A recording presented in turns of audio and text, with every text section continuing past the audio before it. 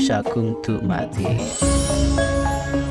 Om wilayah sekaring bawana langgeng ana caraka Data Sawara padha jayana mangka Pandhawa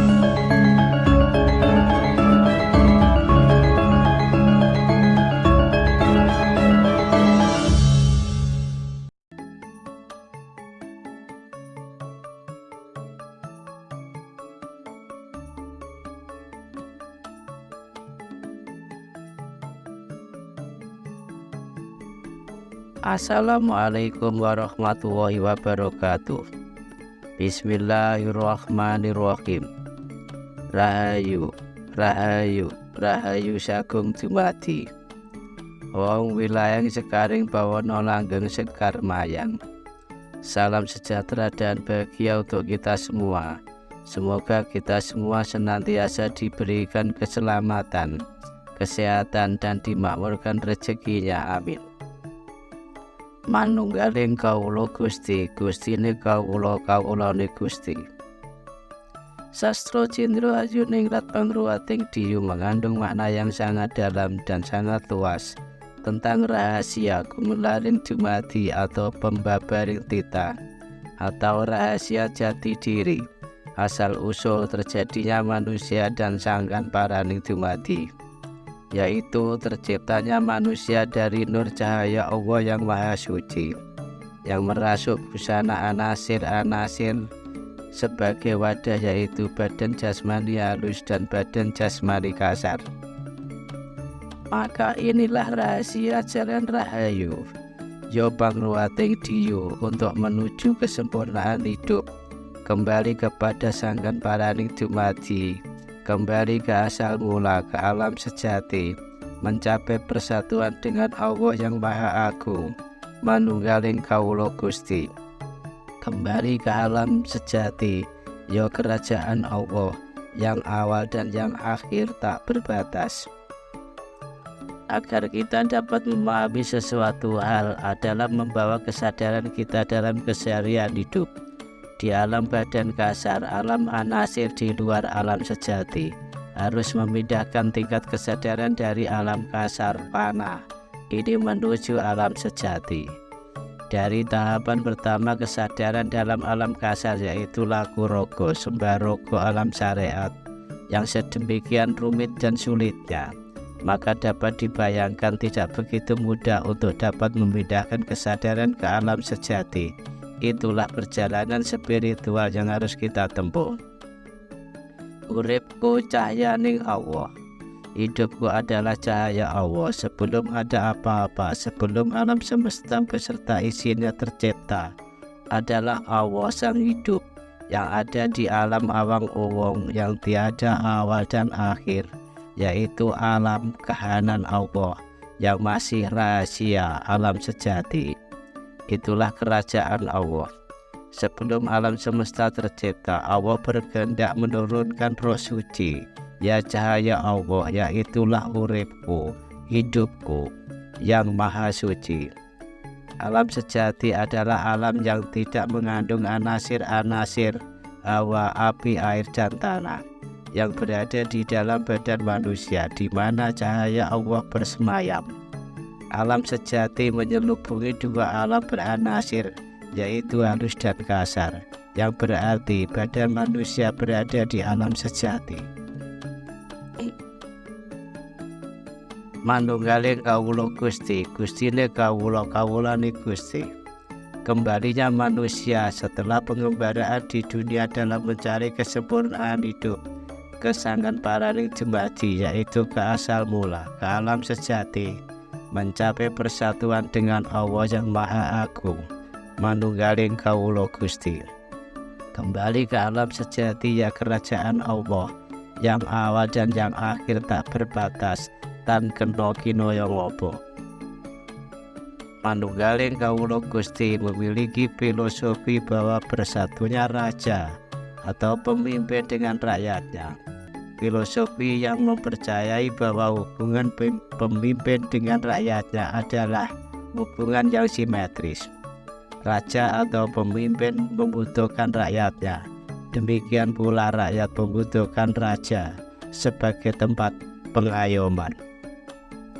Manunggaling kawula Gusti terjadi ketika kita telah mampu menyerahkan seluruh hidup untuk Allah yang Maha Suci. Jadi kita mampu membiarkan Allah bekerja mengurus ciptaannya melalui diri kita, menjadi salah satu instrumen Allah ketika mengurus alam semesta. Jumbuhing kawula lan Gusti, bersatunya antara hamba dan Tuhannya.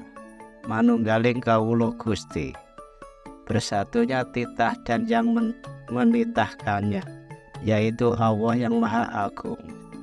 Untuk mencapainya, maka kesempurnaan hiduplah yang diupayakan, yaitu sesuai apa yang dimaksud dalam syahadat, bersaksi adanya Allah dan Rasulullah Muhammad utusannya. Maka semasa hidup di Mayapada atau dunia, keselarasan antara roh sejati yang jumeneng pribadi dalam busana-busana kamanusan haruslah terjaga. Bagaikan curiga manjing warangka, warangka manjing curiga. Keris masuk warangkanya, warangka masuk kerisnya. Untuk dapat mencapai kesatuan antara kawula dan Gusti, manunggaling kawula Gusti, maka tuntunan seorang guru, yaitu guru sejati, menjadi dominan. Untuk memperolehnya tidaklah mudah. Harus prihatin, disiplin, bekerja keras, seperti perjuangan kerasnya seorang Bima menemukan Dewa Ruci, yaitu wujud Bima dalam wujud yang kerdil. Manusia telah menemukan akunya sendiri dalam mencari Tirta Prawitasari atau air kehidupan. Dalam tasawuf, manunggaling kawula lan Gusti adalah wahdatul wujud, suasana batin seseorang hamba yang merasa sangat cinta dan dekat dengan Allah, sehingga dia merasa lebur dan menyatu dengan Allah. Ibarat leburnya atau menyatunya api dan besi saat dibakar, yang di antara keduanya bisa dibedakan tetapi tidak bisa lagi dipisahkan. Ketika besi telah menjadi merah karena dibakar api, besi dan api telah menyatu. Siapa menyentuh api akan terkena besi, dan siapa yang memegang besi akan tersentuh api. Makna kaweruhnya adalah arahan batin sehingga memungkinkan sifat manunggal di antara manusia buana alit dengan Allah di alam sejati buana agung. Wahdatul wujud adalah tingkatan tauhid tertinggi, keimanan yang sempurna atau perjumpaan dengan Allah. Penggambaran wahdatul wujud seperti air dan es, keduanya berasal dari satu elemen, namun hanya berbeda dari segi penampakannya. Begitu pula wahdatul wujud antara manusia dan Sang Pencipta, yaitu Allah. Manusia adalah penampakan Sang Pencipta, yaitu Allah. Karenanya manusia tidak ada, yang ada hanya Sang Pencipta, yaitu Allah. Sebenarnya kita ini tidak ada, tapi kita ini ada karena diadakan oleh yang ada. Yang ada sebelum lafal ada, itu ada, sudah ada. Bahkan kita menggunakan lafal ada karena ada yang ada, atau kita menggunakan lafal tidak ada karena ada yang ada. Maka yang ada hanyalah yang ada, yaitu Allah yang Maha Kuasa. Manusia terdiri dari dua dimensi, yaitu raga dan jiwa atau sukma sejati. Oleh karena itu, dalam upaya memenuhi kebutuhan jiwa atau sukma sejati itu, pembahasan tentang manusia selalu menarik, terutama dari sisi jiwa, yaitu religio spiritualis. Cepat atau lambatnya perjalanan spiritual seseorang ditentukan bukan hanya kuantitas, melainkan juga laku prihatin, disiplin dan kualitas mujahadah serta riyadhah, yaitu latihan mental kejiwaan melalui upaya membiasakan diri agar tidak melakukan hal-hal yang dapat mengotori jiwa. Jadi seorang tidak dapat begitu saja dengan dekat dengan Allah, tetapi ia harus menempuh jalan panjang atau melakukan pengembaraan spiritual, mencari sangkan paraning dumadi. Tukul saka niat, tumbuh muncul dari niat. Niat menuju ke arah sangkan paraning dumadi yang didasari kesucian tanpa kehendak selain ridhonya Allah. Dari keinginan atau pamrih keduniawian, timbulnya niat suci hanya didasari cinta kasih ilahi. Hakikat laku maneh sembah jiwa sembah kalbu adalah tahap perjalanan yang sempurna. Pencapaian tahap ini diperoleh dengan mengenal Allah Subhanahu wa Ta'ala lewat dirinya, diantaranya dengan sholat, berdoa, berzikir, atau menyebut nama Allah Subhanahu wa Ta'ala secara terus-menerus. Amalan yang dilakukan pada tahap ini semata-mata menyangkut hubungan manusia dengan Allah Subhanahu wa Ta'ala.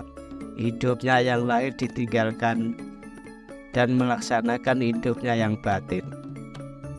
Dengan cara demikian maka tirai atau sekat yang merintangi hamba dengan Allah Subhanahu wa Ta'ala akan tersingkap atau terbuka. Tirai atau sekat yang memisahkan hamba dengan Allah adalah hawa nafsu kebendaan.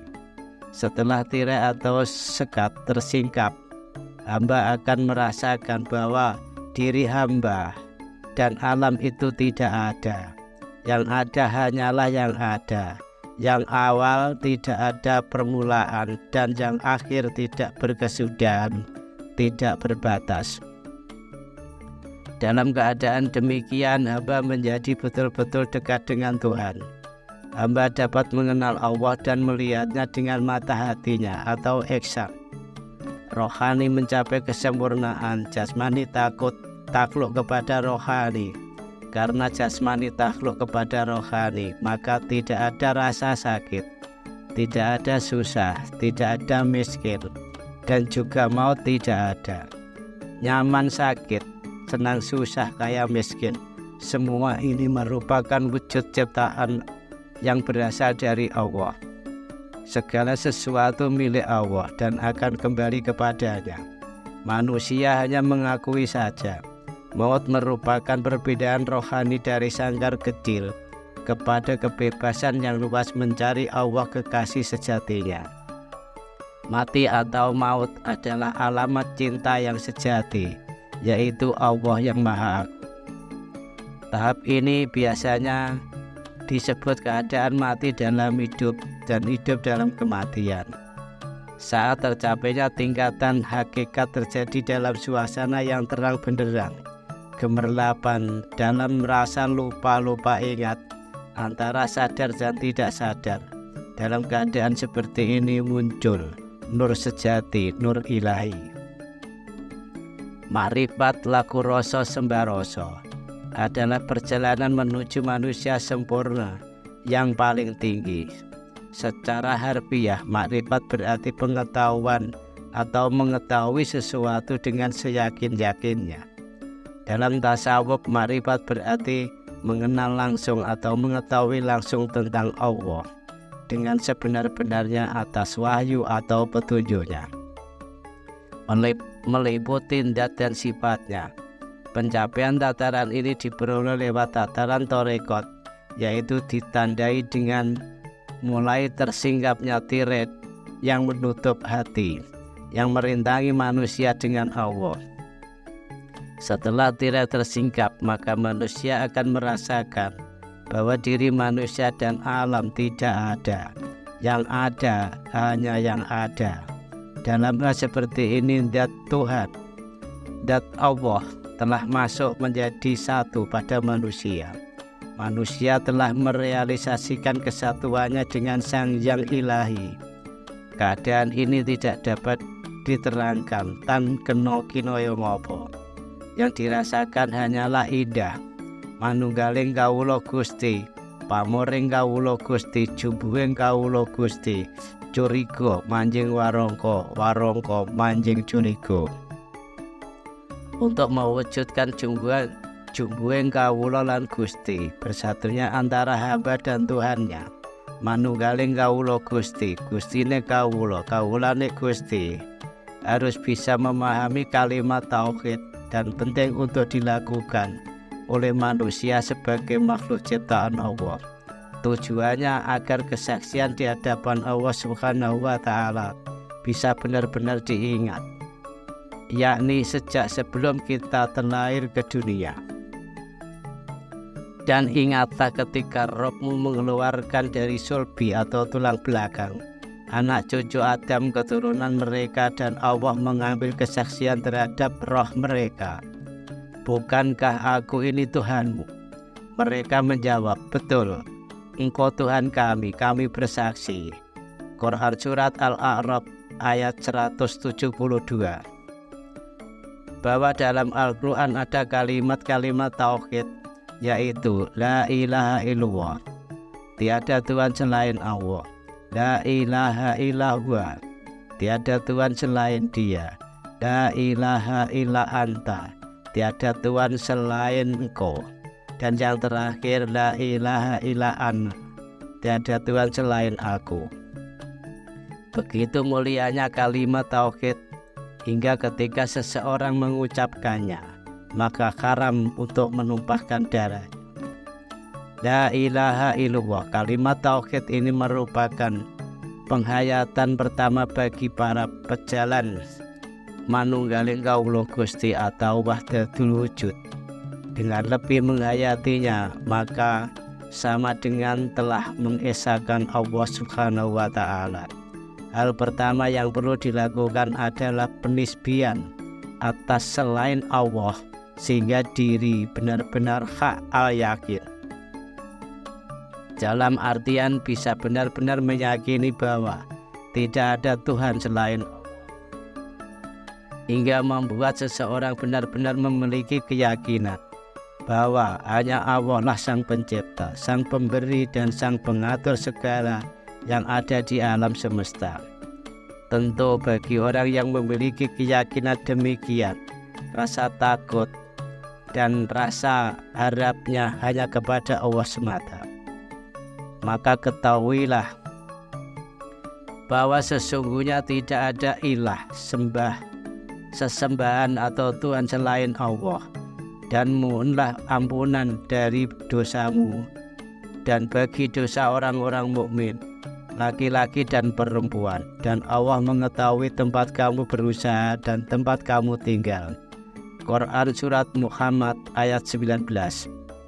Sesungguhnya mereka dahulu apabila dikatakan kepada mereka, La ilaha illallah, tiada Tuhan yang berhak disembah melainkan Allah, mereka menyombongkan diri.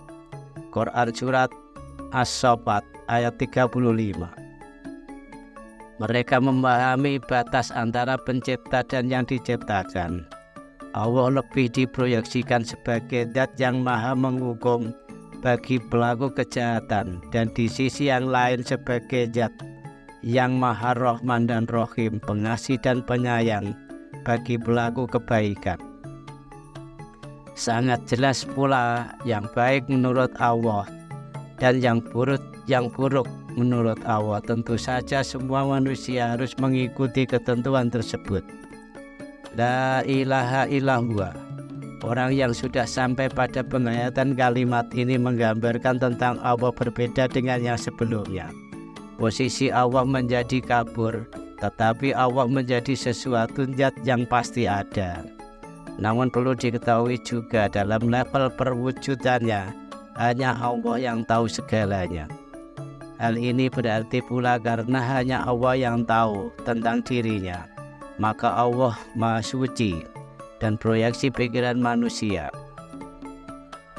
Anggapan tentang Allah Subhanahu wa Ta'ala bahwa sucinya Allah adalah kondisi di mana Allah hanya dapat ditunjuk dengan kata Dia atau Huwa yang sendiri. Dia yang keberadaan dan kesendiriannya tidak dapat dilukiskan karena kesendiriannya, sehingga Dia satu-satunya yang berhak memiliki wujud dan disebut sebagai wujud. Sementara yang lainnya hanyalah maujudat, segala sesuatu yang benar-benar ada, segala sesuatu yang dijadikan oleh Allah. Dan Tuhanmu adalah Tuhan yang Maha Esa. Tidak ada Tuhan melainkan Dia yang Maha Pemurah lagi Maha Penyayang. Quran Surat Al-Baqarah ayat 163 atau ayat kursi. Allah menyatakan bahwasanya tidak ada Tuhan melainkan Dia yang berhak disembah, yang menegakkan keadilan. Para malaikat dan orang-orang yang berilmu juga menyatakan yang demikian itu. Tidak ada Tuhan melainkan Dia yang berhak disembah, yang Maha Perkasa lagi Maha Bijaksana. Quran Surat Ali Imran ayat 18. La ilaha illa anta. Orang yang sampai pada penghayatan kalimat ini memandang semua yang ada di alam semesta ini adalah Allah Subhanahu wa Ta'ala. Bagi mereka Allah benar-benar hadir dan kehadiran Allah benar-benar nyata dirasakan kesejatian ruhnya dalam setiap entitas Allah, tentu tanpa memandang seperti apa wujudnya, benda yang terlihat hidup maupun yang terlihat mati, kemudian yang terlihat indah maupun yang terlihat buruk, dan yang tampak mulia maupun yang dianggap berada kehinaan.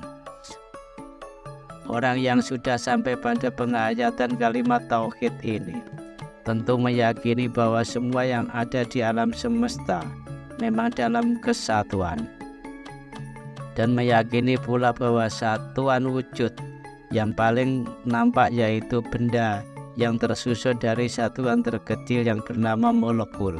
Satuan molekul dari molekul adalah atom.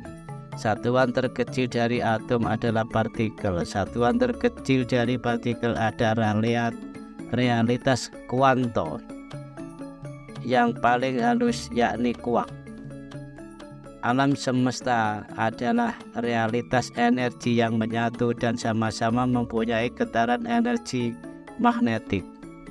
Fakta getaran ini dalam Al-Quran dijelaskan bahwa di langit dan di bumi semuanya bertasbih menyebut nama Allah Subhanahu wa Ta'ala. La ilaha illa anta subhanaka inni kuntu minadz dzalimin. Tidak ada Tuhan selain Engkau, Maha Suci Engkau, sungguh aku termasuk orang-orang yang dolim. Quran Surat Al-Anbiya ayat 87. La ilaha illa ana, sebuah penghayatan yang paling dalam tentang Allah Subhanahu wa Ta'ala, yaitu Al-Halat mengatakan ana al-haq, akulah kebenaran, dan manunggaling kaulo Gusti, yang ketika mengalami puncak ekstase kesatuan dengan Allah mengatakan, aku dalam Allah dan Allah dalam aku. Innani anallah la ilaha illa ana fa'budni wa aqimis sholata li dzikri. Sesungguhnya aku Allah, tiada Tuhan yang wajib disembah kecuali aku. Maka sembahlah aku dan dirikan sholat untuk mengingatku. Quran Surat Toha ayat 14. Dalam hadis qudsi juga dikatakan, Anna inda doni abdi bi. Aku Allah menurut apa yang hambaku sangkakan. Rawahu Tirmidzi. Dengan demikian, jika sangkaan manusia yang menjadi barometer proyeksi tentang Allah, secara otomatis manusia sudah menarik konsep Allah pada level ana, atau saya, atau aku. Maka sebagaimana hadis qudsi tersebut, tentu sebenarnya manusialah yang mendesain atau merancang seperti apa Allahnya. dalam pikiran dan perasaannya. Dari sinilah yang menentukan cara pikirnya, disadari atau tidak. Sebenarnya cara berpikir inilah yang menentukan cara pandang. Sedangkan dari cara pandang inilah perjalanan hidup atau perjalanan spiritual rohaniah manusia ditentukan. La ilaha illa anna, kalimat tauhid ini bisa jadi menjelaskan bahwa ana saya inilah yang menjadi lokus tempat kesadaran. Dengan kesadaran yang bermuara pada diri, akhirnya manusia tidak lagi menyalahkan Allah dan juga manusia lain jika mengalami sebuah kejadian yang tidak menguntungkan dirinya, karena semua kejadian yang terjadi berasal dari getaran atau vibrasi energi pikiran dan perasaannya. Inilah kemudian kita menamakan kesadaran diri, sebuah kesadaran yang berada di kedalaman diri masing-masing individu, yakni jati diri. Orang yang menemukan dan mengetahui jati dirinya, maka ia akan menemukan dan mengetahui Allah. Sebagaimana ungkapan man arofa nafsahu faqad arofa rabbahu.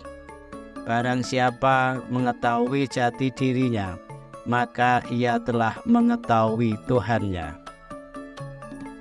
Setelah individu mengetahui jati dirinya, titik baliknya akan lebih selaras dengan anta, sebagaimana anta kata ganti dari entitas yang berada di depan kita, yang dekat dan terlihat langsung, nyata sifatnya secara fisik. Anta ini berkaitan dengan entitas tampak yang ada di alam semesta. Dilanjutkan pada kata huwa, sebuah kata ganti ketiga tunggal. Kata huwa adalah analog dari penjelasan tentang keberadaan entitas yang tidak tampak secara fisik. Dengan demikian, orang yang mengetahui keakuannya cenderung selaras dengan yang tampak maupun yang tidak tampak. Jika sudah selaras sedemikian rupa, maka orang tersebut dapat ditegaskan selaras dengan kesadaran ilahi, diri yang utuh secara universal. Keterhubungan meliputi dan menyeluruh semua dalam Allah dan Allah dalam semua. La ilaha illallah, inilah makna dari man arofa nafsahu faqad arofa rabbahu. Barang siapa mengetahui jati dirinya, maka ia telah mengetahui Tuhannya. Ulama terdahulu mengedepankan ajaran tauhid sebagaimana pengetahuan pertama yang harus dipelajari, karena dari ajaran tauhid sebagaimana penjelasannya dari kalimat-kalimat tauhid di atas, mungkin saja dengan menarik Allah pada level ana, aku atau saya, akan berakibat positif pada kepribadian semua manusia sebagai khalifah di bumi, khalifatullah, yang akan memberikan kedamaian di bumi serta berakibat pula pada terwujudnya keseimbang alam semesta. Makna kawruh manunggaling kawula Gusti adalah manunggaling kawula lan Gusti, Gustine kawula dan kawulane Gusti. Makna manunggaling kawula Gusti ini adalah kedekatan atau hubungan yang dimiliki oleh manusia dengan Allah dan mengimplementasikan berbagai sifat-sifat yang dimilikinya, sehingga manusia yang mengamalkan ajaran manunggaling kawula Gusti tersebut tidak lagi berpikir mengenai hal-hal yang bersifat duniawi, hanya tentang hubungannya dengan Allah. Jumbuhing kawula lan Gusti, bersatunya antara hamba dan Tuhan, bersatunya titah dan yang menitahkannya, yaitu Allah yang Maha Agung. Bagaikan curiga mancing warongko, warongko mancing curiga, keris masuk warongkonya dan warongkonya masuk kerisnya. Manunggaling kawula Gusti adalah wahdah al-wujud, wahdatul wujud. Al-ittihad, menyatu, maknanya adalah penyatuan sesuatu yang ada dengan sesuatu yang lain yang juga ada, atau dengan kata lain ada dua yang ada kemudian menyatu yang ada hanya diri Allah. Sedangkan al-hulul bersemayam maknanya adalah bersemayamnya sesuatu yang ada di dalam sesuatu lain yang juga ada. Jadi dalam al-ittihad yang dilihat satu wujud, sedangkan dalam al-hulul ada dua wujud tetapi bersatunya dalam satu tubuh. Wahdah al-wujud wahdatul wujud, bahwa hakikat yang ada al-wujud hanya satu, yaitu Allah Subhanahu wa ta'ala. Adapun selain Allah Subhanahu wa ta'ala itu hakikatnya tidak ada atau tidak memiliki sifat ada. Jadi manunggaling kawula Gusti, yaitu manunggal kedekatan hubungan kawula lan Gusti Allah. Gustine kawula ya Allah Tuhan manusia, kawulane Gusti ya manusia adalah ciptaan Allah. Pada al-wujud terdapat hubungan keterikatan antara Allah alam dan manusia. Allah tidak semata-mata mengadakan alam, kecuali Allah berkehendak penampakannya. Dia berkehendak dirinya dilihat. Alam yang diadakannya merupakan perwujudan dari nama dan sifatnya yang berasal darinya. Setelah Allah menciptakan alam yang keberadaan awalnya seperti wujud tanpa ruh, bagaikan cermin kosong, lalu Allah tiupkan padanya dari ruhnya sehingga alam siap menerima limpahannya yang suci. Ketika itu alam tak lagi wujud tanpa ruh, bukan lagi cermin kosong, melainkan cerminannya. Di antara wujud alam itu, Adam manusia adalah pusat dari penampakan yang ada di cermin. Adam adalah ruh dari wujud alam. Wahdah al-wujud mengajarkan sebenarnya bahwa yang mempunyai wujud hakiki hanya satu, yaitu Allah. Wujud selain dari Allah adalah wujud bayangan. Wahdah al-wujud menegaskan ketunggalan segala yang ada dan mengada. Dalam kerangka ini, kita dapat memahami jika alam merupakan pancaran atau bayangan wujud Allah, di mana manusia merupakan inti atau puncak dari pancaran atau bayangan itu. Maka sejatinya pada manusia terdapat sisi ketuhanan atau lahutiyah. Di samping itu juga sisi kemanusiaan nasutiyah. Pun sebaliknya, jika Allah berkehendak dirinya diketahui, jika Allah berkehendak wujudnya dilihat, lalu Allah menciptakan alam di mana manusia sebagai pusatnya, sebagai gambaran atau bayangannya, maka tidak sulit dipahami bahwa Allah memiliki sisi kemanusiaan nasutiyah. Ketika sisi nasutiyah manusia berelasi dengan sisi lautiyah Allah, atau sisi lautiyah manusia dengan sisi nasutiyah Allah, maka mewujudlah rohaniyah lautiyah manusia dan nasutiyah Allah. Itulah momentum wahdah manunggal, kemanunggalan yang sepenuhnya lahutiyah. Manusia dan Allah kembali kepada situasi primordialnya, sifat aslinya. Orang Jawa menyebutnya manunggaling kawula Gusti, Gustine kawula, kawulane Gusti. Penjelasan tentang manunggaling kawula Gusti dari Ranggawarsita yang intinya, manunggaling kawula lan Gusti akan dicapai oleh manusia yang sempurna, yaitu manusia yang segala tingkah laku dan perbuatannya mencerminkan perbuatan Allah. Manusia yang seperti ini adalah manusia yang hidup. Pribadinya telah diserai kekuasaan Allah sehingga ia melihat, mendengar, mencium, dan berbicara atas nama kuasa Allah. Sajatine menungso iku rasa ingsun, lan ingsun iki rasa menungso. Bahwa sebenarnya manusia itu adalah rasaku dan aku ini rasa manusia. Ini menunjukkan adanya kesatuan antara manusia dan Allah, di mana hakikatnya merupakan kesatuan antara sifat dan zat Allah. Karena sifat dan zat tidak dapat dipisahkan. Zat meliputi sifat, sifat menyertai nama atau asma. Asma menandai af'al perbuatan Allah. Sajatining zat kang maha suci, angliputi ing sifat ingsun, anatani ing asman ningsun, amratandani ing ngal ingsun. Bahwa alam bisawab. Demikian kawruh manunggaling kawula Gusti. Gustine kawula kawulane Gusti dalam sastra Cendra Ayuning Pangruwating Diyo. Semoga bermanfaat dan menambah keimanan dan ketakwaan kita kepada Allah Subhanahu wa Ta'ala, dan hidup dalam damai, sejahtera dan bahagia.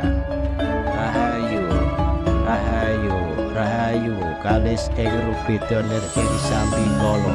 Nuwun. Wassalamualaikum warahmatullahi wabarakatuh.